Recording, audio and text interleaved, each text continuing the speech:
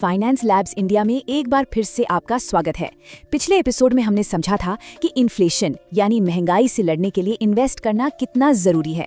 लेकिन जब भी इन्वेस्टिंग की बात आती है, खासकर शेयर मार्केट की, तो एक सवाल सबके दिमाग में जरूर खटकता है कि क्या ये सेफ है। तो चलिए आज इसी सवाल की गहराई में उतरते हैं।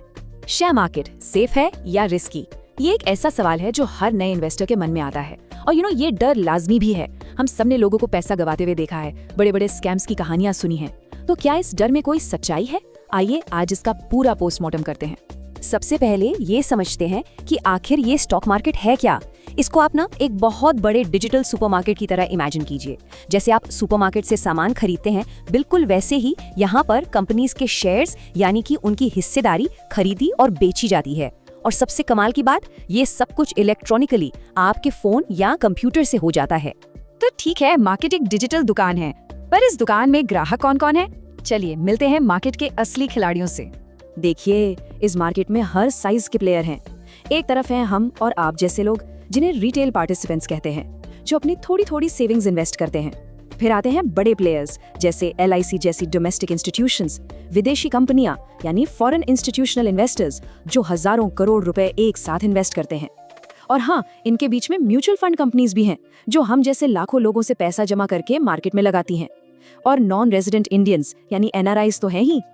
अब चाहे कोई छोटा इन्वेस्टर हो या कोई बहुत बड़ी कंपनी, चाहे वो देश का हो या विदेश का, इन सब का यहाँ आने का एजेंडा, मकसद बिल्कुल क्लियर है, पैसा बनाना। और जब इतना सारा पैसा दांव पर लगा हो और सबका मकसद सिर्फ प्रॉफिट कमाना हो, तो लालच और डर जैसे इमोशंस आना बहुत नेचुरल है। और इसी लालच में कुछ लोग गलत तरीके अपनाकर चीटिंग करके आगे बढ़ने की कोशिश कर सकते हैं। इसलिए इस खेल को फेयर एंड स्क्वायर रखने के लिए एक सख्त रेफरी का होना बहुत जरूरी है। एक बहुत सही बात कही गई है कि जब पैसा शामिल होता है तो लालच और डर के रूप में इंसानी भावनाएं चरम पर होती हैं। हमने इतिहास में हर्षद मेहता स्कैम जैसे बड़े बड़े धोखे देखे हैं, जहां सिस्टम की कमजोरियों का फायदा उठाकर आम इन्वेस्टर का पैसा लूटा गया। बस यही वजह है कि रूल्स एंड रेगुलेशंस इतने ज्यादा इंपॉर्टेंट है। तो ठीक है, रूल्स जरूरी हैं, लेकिन फिर सवाल ये उठता है कि आखिर इस पूरे गेम के रूल्स बनाता कौन है? कौन है जो ये देखता है कि सब नियम से खेलें और कोई चीटिंग न करे?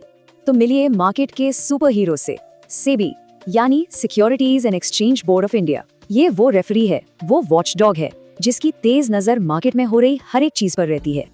आप सेबी को हर इन्वेस्टर का गार्डियन एंजल समझ सकते हैं, लेकिन इसका जो सबसे बड़ा काम है, इसका जो मेन फोकस है, वो है हम जैसे आम लोगों यानी रिटेल इन्वेस्टर्स के इंटरेस्ट्स को प्रोटेक्ट करना।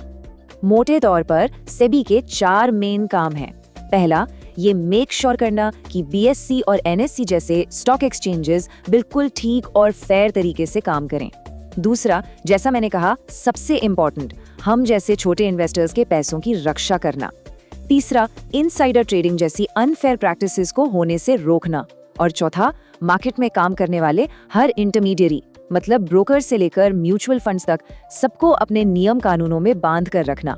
वैसे सेबी अकेला नहीं है। जैसे बैंकिंग के लिए RBI है, इंश्योरेंस के लिए IRDA है और पेंशन फंड्स के लिए PFFDA।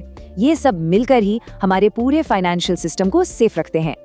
एक बात बिल्कुल साफ है, शेयर मार्केट में कोई भी सेबी से ऊपर नहीं है। चाहे वो देश का सबसे बड़ा इंडस्ट्रियलिस्ट हो या सबसे बड़ी फॉरेन कंपनी, सबको सेबी के बनाए हुए दायरे में रहकर ही काम करना पड़ता है। इसके सबसे अच्छे एग्जाम्पल हैं स्टॉक ब्रोकर्स। आपने ज़ीरोधा, शेर खान, ICICI डायरेक्ट जैसे नाम जरूर सुने होंगे। ये सब सेबी से रजिस्टर्ड कंपनीज हैं। इनका काम क्या है? ये आपके और स्टॉक एक्सचेंज के बीच एक पुल, एक ब्रिज का काम करती हैं। आप सीधे जाकर एक्सचेंज से शेयर नहीं खरीद सकते, आपको इन्हीं के थ्रू जाना पड़ता है। फिर आते हैं डिपॉजिटरीज जैसे NSDL और CDSL। इनको आप एक डिजिटल बैंक लॉकर या एक डिजिटल तिजोरी समझ सकते हैं।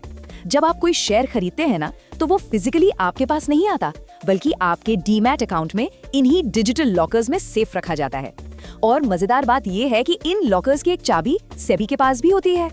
और सबसे जरूरी बात जो हमेशा याद रखनी है वो ये है कि आप मार्केट में जो कुछ भी कर रहे हैं, सेबी को उसकी खबर है। आज की डेट में टेक्नोलॉजी इतनी एडवांस्ड है कि अगर कोई भी कुछ गड़बड़ करने की कोशिश करता है ना, तो सेबी के सिस्टम उसे फौरन पकड़ लेते हैं। और इसी वजह से आज का शेयर मार्केट पहले के मुकाबले कहीं ज्यादा सेफ और ट्रांसपेरेंट है। तो अब ये तो क्लियर हो गया कि हमें प्रोटेक्ट करने के लिए एक बहुत ही मजबूत सिस्टम बना हुआ है। तो अब डर कैसा? अब अगला लॉजिकल सवाल ये उठता है कि इस मार्केट में पहला कदम रखें कैसे। मार्केट रेगुलेटेड है, आम इन्वेस्टर प्रोटेक्टेड है, ये सब ठीक है, लेकिन इसमें एंट्री कैसे मिलेगी, ये स्टॉक ब्रोकर कौन होते हैं, डीमैट अकाउंट कैसे खुलवाया जाता है, और सबसे ज़रूरी अपना पहला शेयर कैसे खरीदा जाता है। इन सारे सवालों के जवाब आपको मिलेंगे हमारी इस सीरीज़ के अगले एपिसोड में, तो हमसे जुड़ना मत भूलिएगा।